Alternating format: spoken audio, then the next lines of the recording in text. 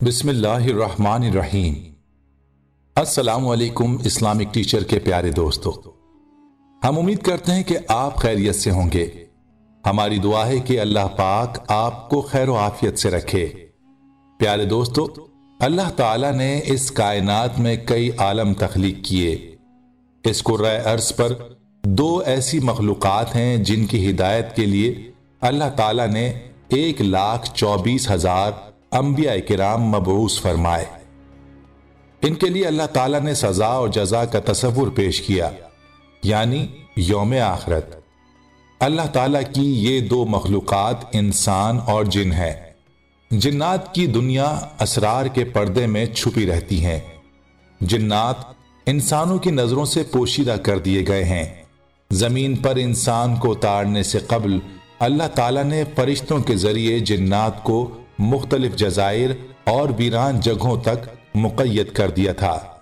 लेकिन इसके बावजूद जिन्नात का नाम सुनकर इंसान आज भी खौफजदा हो जाता है, क्योंकि जिन्नात से जुड़े अब भी कई वाक़यात ऐसे सुनने को मिलते हैं जिनको सुनकर इंसान का दिल कांप जाता है। और जिस जगह का इंसान को मालूम हो जाए कि वहां जिन्नात या भूतों का कब्जा है, तो वहां बहादुर से बहादुर इंसान भी जाने की हिम्मत नहीं कर सकता। दोस्तों, आज की इस वीडियो में हम आपको एक जिन का अजीब व गरीब वाकया सुनाने जा रहे हैं, जिसने कुरान की तिलावत सुनी और फिर कुरान सीखने लगा। और यही जिन था जिसने कई कत्ल किए थे। उसने ये कत्ल क्यों किए थे और उसको कुरान से क्यों लगाव था, इस वाकये को मुकम्मल सुनने के लिए आपसे इल्तमास है कि वीडियो को आखिर तक जरूर देखिएगा। हमारा अजीज दोस्तों, अगर आप हमारे चैनल इस्लामिक टीचर की वीडियो पहली बार देख रहे हैं और अभी तक आपने हमारे चैनल को सब्सक्राइब नहीं किया, तो हमारी आपसे गुजारिश है कि आप हमारे चैनल को जरूर सब्सक्राइब कर लें और साथ ही लगे बेल के बटन को भी प्रेस कर लें, ताकि आपके पास फ्यूचर में हमारी अपलोड होने वाली मजीद इस्लामिक और मालूमाती वीडियोस का नोटिफिकेशन बर वक्त मिलता रहे। प्यारे दोस्तों, आइए हम आपको उस जिन का वाकया सुनाते हैं। यह वाकया एक सच्चा वाकया है जिसे हजरत बिन अकील रहमतुल्लाह अलैह ने बयान किया है और इमाम सयूती रहमतुल्लाह अलैह ने अपनी किताब अल फुनून में इसे तहरीर किया है। हजरत इब्न अकील रहमतुल्लाह अलैह फरमाते हैं कि उनका एक घर था। जब भी लोग उस घर में कयाम करते तो सुबह को मुर्दा पाए जाते, जिसके बारे में हम बहुत परेशान थे और अब उस घर में कोई रहने को तैयार ना होता था।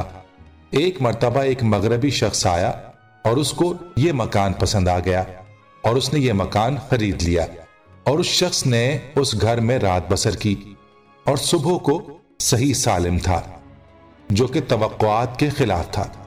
ये देखकर पड़ोसी और बाकी सब लोग हैरान हुए। उस शख्स ने उस घर में जमाना दराज तक कयाम किया।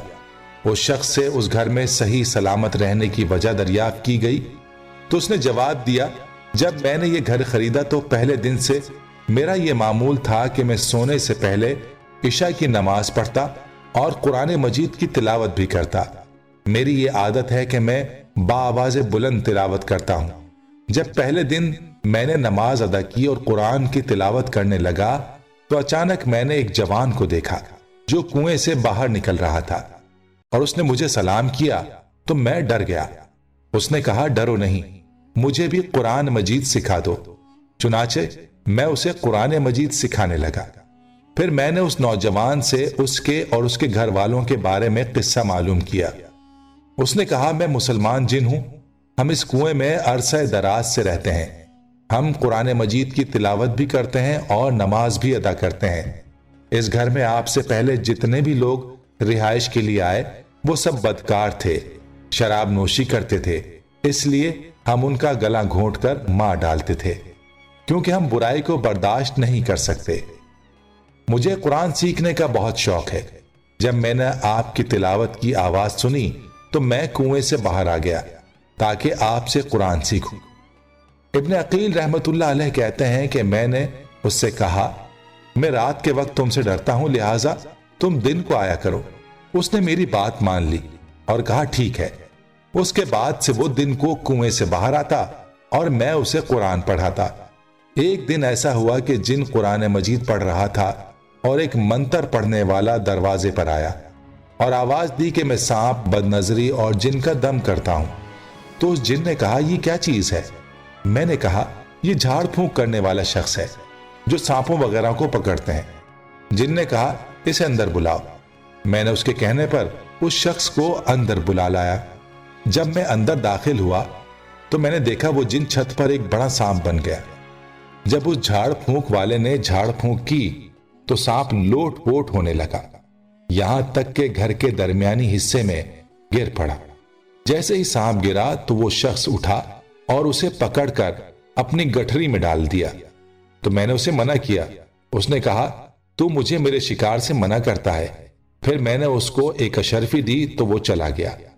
پھر اس شخص کی گٹھری نے حرکت کی اور وہ جن سانپ سے دوبارہ جن کی شکل میں ظاہر ہوا، لیکن وہ کمزور ہو کر پیلا اور دبلا ہو چکا تھا۔ میں نے اس سے پوچھا تمہیں کیا ہو گیا؟ جن نے کہا منتر پڑھنے والے نے مجھے ان اسمائے مبارکہ سے قتل کر دیا اور اب مجھے اپنے بچنے کی امید نہیں۔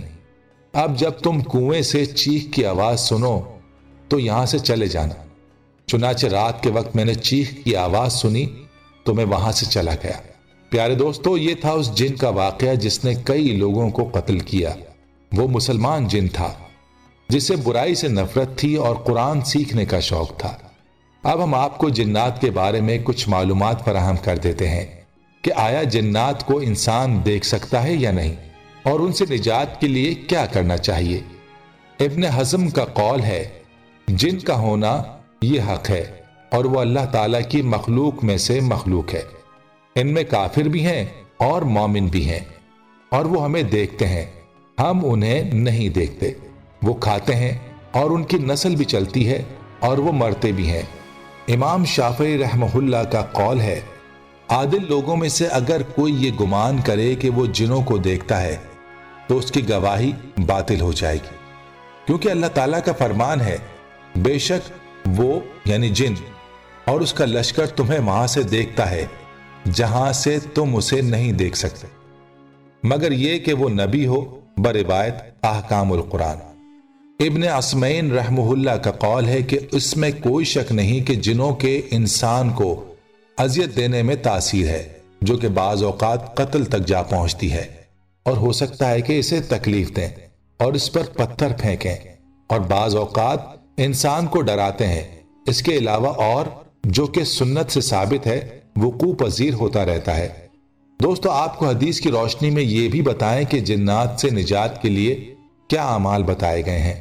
سہل بن ابو صالح بیان کرتے ہیں کہ مجھے میرے والد نے بنو حارثہ کی طرف بھیجا اور میرے ساتھ ہمارا غلام یا دوست تھا، تو باغ سے اسے اس کے نام سے آواز دی گئی، تو جو میرے ساتھ تھا اس نے دیوار کے اوپر سے جھانکا تو کچھ بھی نظر نہ آیا۔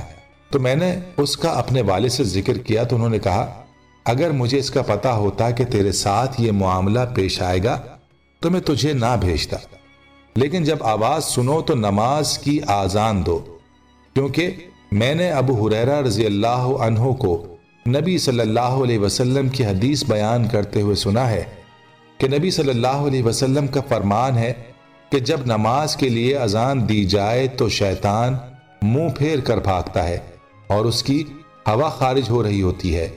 پیارے دوستو، ہم امید کرتے ہیں کہ آپ کو ہماری آج کی یہ ویڈیو ضرور پسند آئی ہوگی۔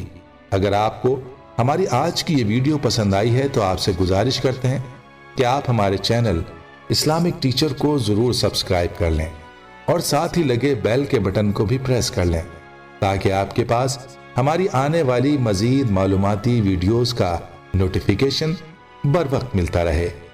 سبسکرائب کے ساتھ ساتھ ہماری ویڈیوز کو لائک بھی کریں اور اپنی قیمتی رائے کا اظہار کمنٹس میں ضرور کریں۔ کمنٹس میں آپ اپنے سوالات بھی ہم تک پہنچا سکتے ہیں۔ اللہ تعالیٰ آپ کو اپنے حفظ و امان میں رکھے، آمین۔